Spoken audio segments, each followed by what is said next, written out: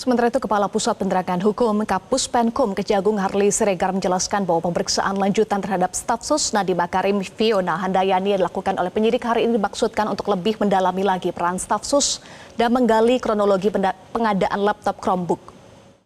Dan tentu ini menjadi pemeriksaan lanjutan atas pemeriksaan yang sudah dilakukan beberapa waktu yang lalu untuk lebih mendalami lagi terkait dengan peran yang bersangkutan sebagai staf sus dan dalam kaitan dengan bagaimana proses pengadaan Chromebook ini dilakukan. Ya, ini sangat penting karena tentu penyidik dari berbagai informasi yang diperoleh dari barang bukti elektronik yang ada yang sudah dibaca, tentu harus dilakukan beberapa klarifikasi dan terkait dengan penegasan dari data-data yang ada, ya. Dan kita harapkan tentu dengan pemeriksaan lanjutan ini akan semakin banyak lagi informasi fakta yang diperoleh oleh penyidik untuk membuat semakin terang dari tindak pidana ini.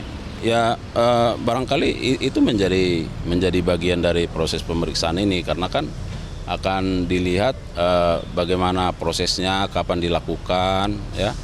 Kemudian kan ada dulu kajian awal, nah kemudian ada review, nah kemudian apa yang menjadi rekomendasi akhir dan waktu-waktu pelaksanaannya seperti apa dan bagaimana saran-saran dari yang bersangkutan terkait ini. Nah, jadi dalam menggali kronologi itu tentu akan dikaitkan dengan peran yang bersangkutan di situ, ya. Mbak Fiona, pagi, siang. Untuk mengetahui perkembangan terkini dari agenda pemeriksaan tim penyidik Kejagung terhadap staf sus Nadiem Makarim Fiona Handayani, informasi selengkapnya akan disampaikan oleh rekan Joy Jones langsung dari Gedung Kejagung di Jakarta Selatan. Joy, bagaimana jalannya pemeriksaan kedua Fiona Handayani di Kejaksaan Agung hingga sore hari ini?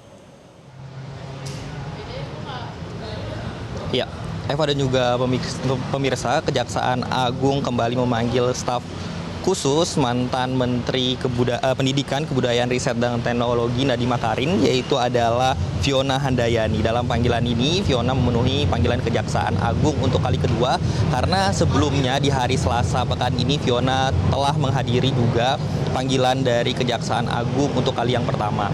Dalam panggilan kali kedua ini, Fiona didampingi kuasa hukumnya untuk datang ke Kejaksaan Agung. Namun pada saat hadir di Kejaksaan Agung, Fiona tidak menyampaikan satu patah kata pun, namun hanya melemparkan senyuman masuk ke dalam gedung Kejaksaan Agung untuk melakukan proses penyidikan.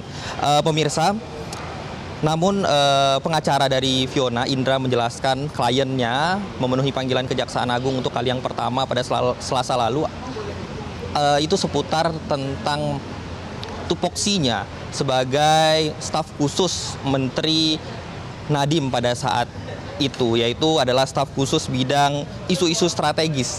Nah, pada saat hari ini di panggilannya kedua, Indra menjelaskan kliennya akan ditanya seputar tentang kronologi dari proyek pengadaan digitalisasi pendidikan, ya ini adalah laptop Chromebook yang memang menjadi dasar dari bergulirnya kasus ini. Fiona terlibat dalam hal ini. Memang kasus ini ramai diperbincangkan, pemirsa, karena juga mengingat bahwa jumlah dari proyek ini di tahun 2019 sampai 2022 itu mencapai 9,9 triliun rupiah. Saat ini Fiona masih dalam proses pemeriksaan dan belum ada tanda-tanda sepertinya, pemirsa, akan adanya keluar dari Kejaksaan Agung. Kembali ke Anda, Eva. Baik, terima kasih Joy Jones untuk informasi Anda. Jelajahi cara baru mendapatkan informasi. Download Metro TV Extend sekarang.